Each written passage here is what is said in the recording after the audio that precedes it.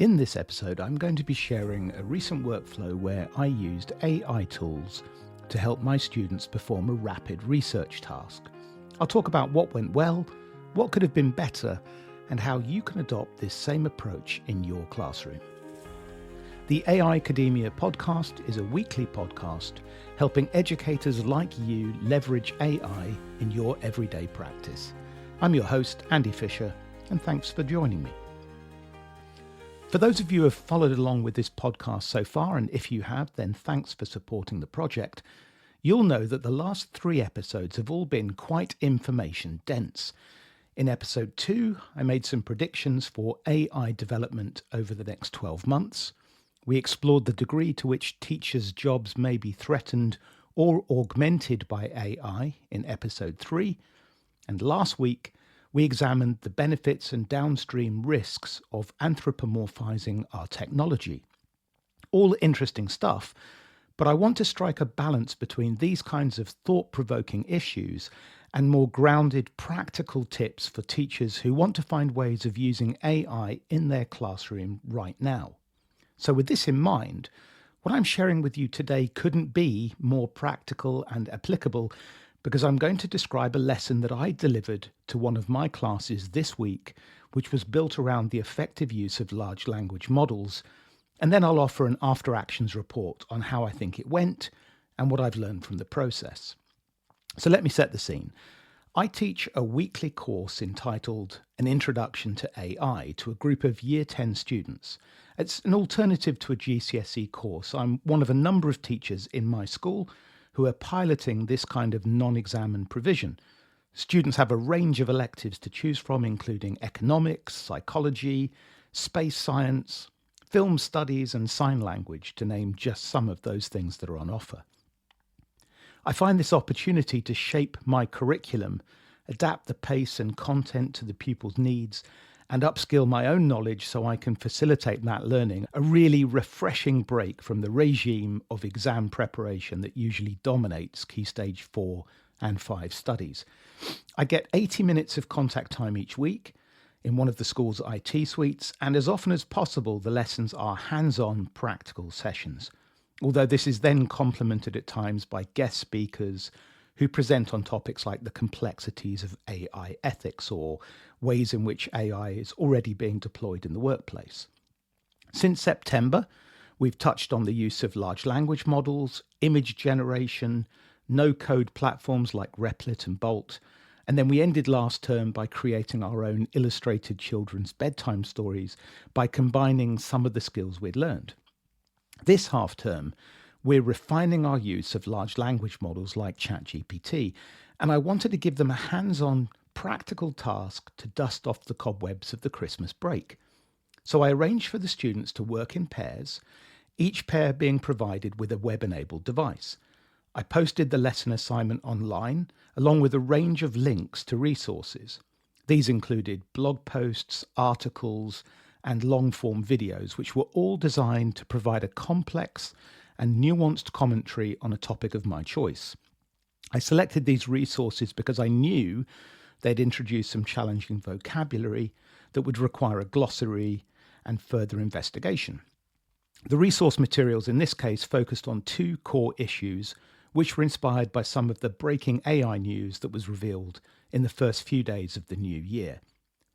First, I asked students to interrogate the materials I provided to try to determine if we have or have not achieved artificial general intelligence, or AGI. This question was sparked by the recent online debate surrounding OpenAI's announcement that they are going to be releasing a Frontier O3 reasoning model. Some are claiming it has met the conditions necessary for AGI, and others disagree. Students would have to analyse the resources, wrestle with the various definitions of AGI, and then assess the arguments on both sides before arriving at a conclusion. And then there was an extension challenge inspired by an article about the likely economic impact of AGI as and when it is achieved, and some responses to that article. Again, it was a contentious and speculative piece of writing which used economic terms such as UBI and transformative levelling of capital, which were selected to stretch the class. The pairs would have 60 minutes to research and prepare a brief report of their findings. I intentionally provided a lot of material. It was roughly 2.5 hours of video and around 10,000 words of text, which I knew was far too much for them to process in real time using traditional reading and viewing methods. So this lesson was designed with two objectives in mind: to formally assess their ability to leverage AI research tools to process, digest, and understand a range of previously unseen materials. And then along the way, they would be exposed to some thought-provoking content aligned with my course's broader ambitions to prepare them for an AI-infused future. So now you've got a clear idea of how I set up the lesson. Let's look at the tools they were being encouraged to use and how I facilitated that hour once I hit the stopwatch and let the kids loose on the keyboards. The first AI research method I encouraged them to use involved large language models. I didn't want them relying on just one. Instead, I asked them to use at least two different models, perhaps ChatGPT, Perplexity, Claude, Gemini, or Microsoft Pilot, and then they had to compare the outputs. I reminded them of the importance of good prompt engineering. They would paste a web link to one of the resources and then ask for a summary, specifying a certain length, reading age, and query focus for the output. I asked them to look for citations and suggested they also use rebuttal prompts, which involves asking the large language model to provide a challenge to the viewpoint being expressed in the source.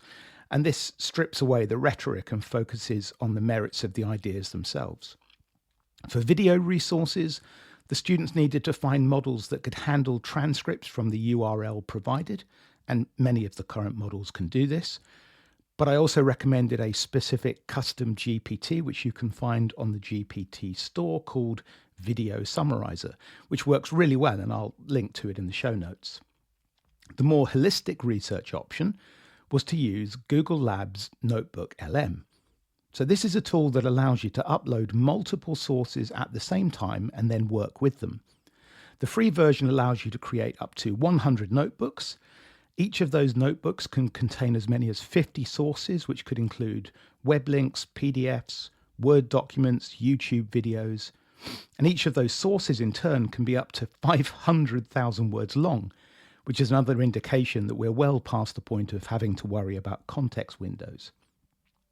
If it would be helpful, I'd happily create a video tutorial on how to use NotebookLM, although there are several excellent ones on YouTube already.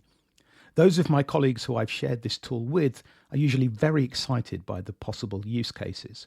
In a nutshell, you load your sources by clicking and dragging them into the left-hand panel, and you can then type into the chat window and ask questions about those materials, which are conveniently now all in one place. You can choose which sources it draws on when answering, or choose to draw on all of them at once. You can ask for a summary, a study guide, a glossary of terms, and it will even generate a podcast conversation between two AI hosts who convincingly chat away about the materials you've provided. Here's an excerpt from an example podcast. This one's a response to Sam Altman's New Year blog post in which he claims that superintelligence is now achievable and nearer than we might think. So we left off talking about superintelligence. Yeah, it's a term you hear a lot these days. It is, but what does it actually mean? Right. It sounds like, some sci-fi movie, Right. AI taking over the world, becoming all powerful. I get that. But Altman seems to think it's not just possible, but maybe even going to happen for sure. He does seem to think we're headed in that direction. He does, but he doesn't think it'll be like some sudden robot uprising. Right. He describes it more as something that happens gradually. Gradually? Yeah, as AI systems get more and more sophisticated and more connected. I see. So it's not about building one super intelligent machine. It's more about AI as a whole exceeding human capabilities in a kind of, collective intelligence explosion. That's one way to think about it. Yeah. And Altman says this transition might not even be that obvious. It's pretty wild, isn't it? And in a recent update, NotebookLM now even allows you to interrupt the hosts by raising your hand, and you can then ask questions and receive responses as if this were a live call-in show. This interactive feature is quite amazing, and I can see a future when the response latency will become so negligible that we'll be able to create subject specialist tutors with whom we can chat in real time. If this makes you a little twitchy and you've started wringing your hands about the future role of teachers, I'd invite you to listen to last week's episode, which I hope will offer some reassurance. There's also a paid version of this platform called NotebookLM Plus, with 5 times the output and workspace, but the free version was more than adequate for the lesson I had planned. Though if your school uses Google Workspace for Education, you may already have access to that enhanced version, so it might be worth exploring. So, some pupils chose to use NotebookLM, some worked with large language models and divided the research load between them, and I floated from station to station, overseeing their progress and encouraging the use of best practice prompting, whilst also managing the inevitable log-on issues which plague most of our sessions. I can imagine this same workflow being suited to history students researching the causes of the First World War, a geography lesson which involves getting a quick overview of a case study, or a biology lesson at the start of a unit to lay the groundwork for the class's exploration of genetics. Combined with tried and tested teaching activities we're already familiar with, there are ways we could build out this AI-augmented research approach. For example, the class could be divided in half, with 2 different research tasks being investigated, and then recombine the pairs with an each one teach one feedback process, where each student teaches their partner what they discovered.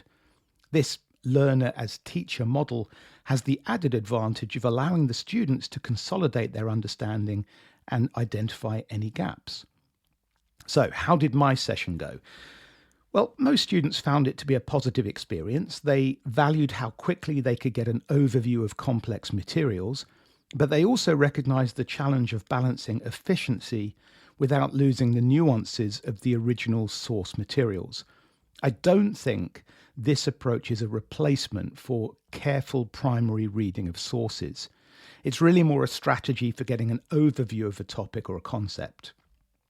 Those who used the large language model approach expressed frustration at hitting prompt limits on the free accounts for models like Claude, which highlights once again the issue of equitable access to AI tools.